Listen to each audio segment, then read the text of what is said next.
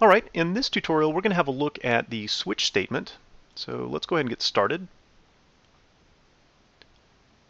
So let's close project 3, the last thing we were working on. Close project, and we'll create a new project quickly, calling it project 4. And finish that out. Right click and add a new class like we've done before, and we'll call it driver. And then type in our skeleton, public static void main string args. Okay, so we previously talked about using conditionals in our programs to change the behavior depending on the user input. There's another way to do this, and it's only really useful in specific situations, but let me go ahead and show you how this works. So to begin with, what we'll do is system.out.println, and we'll ask the user to enter a number between 1 and 3. Let's go ahead and put our semicolon here at the end, and I'll change that back to just a normal print because that makes a little bit more sense. The next thing that we would want to do is to read a number from the user, and to do this we'll use the scanner, calling it number scanner. It's a new scanner, and pass it system.in. And again, just to put things in perspective, line 6 still shouldn't make any sense to you, but that's okay. Okay, we need a place to put that information that the user is entering, so we can say int user input gets number scanner dot next int. Okay, it still doesn't like scanner, although it will automatically add that when it can. So let's go ahead and start using the switch statement. And what is a switch statement? Well, it's very similar, like I said before, to the if statement, but the configuration of it is a slightly different thing. So what I'll do is say switch on user input. In other words, we're going to switch on what it is that the user has typed in. Now what's going on here is we're really doing a comparison of user input against a series of cases.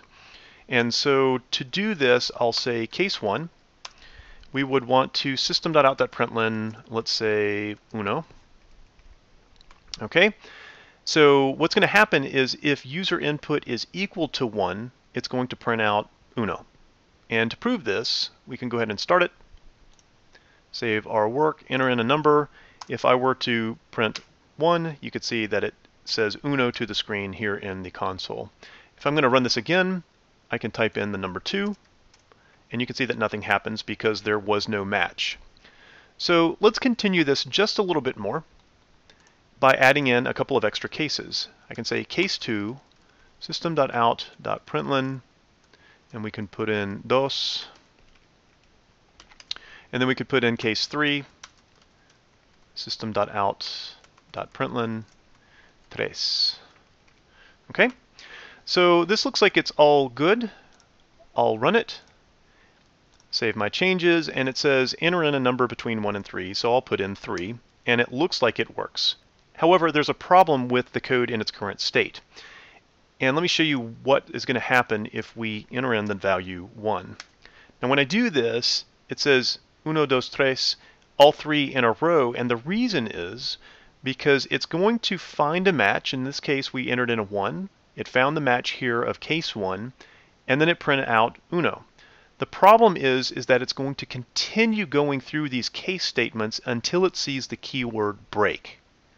Now that's a little bit strange, but watch what's going to happen if I put break here, and break here, and break here.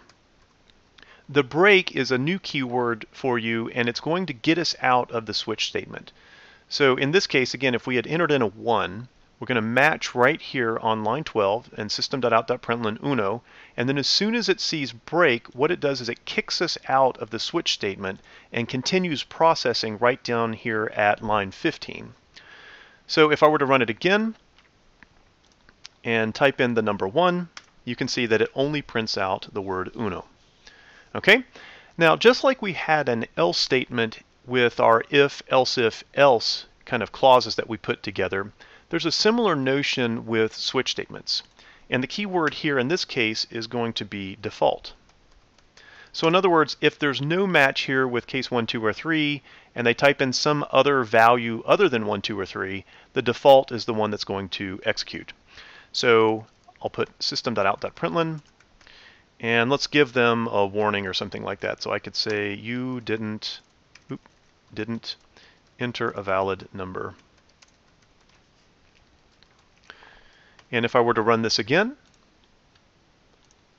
you can see if we type in the number 5 that nothing really matched here. Case 1, 2, and 3 didn't match, but the default is going to pick it up just like our else statements. Now, one last thing that I like to do is to highlight all of these case statements, and then I tab it over just because I like to see that these case statements are on the inside of the switch. That's a personal preference, but it makes a little bit more sense to me.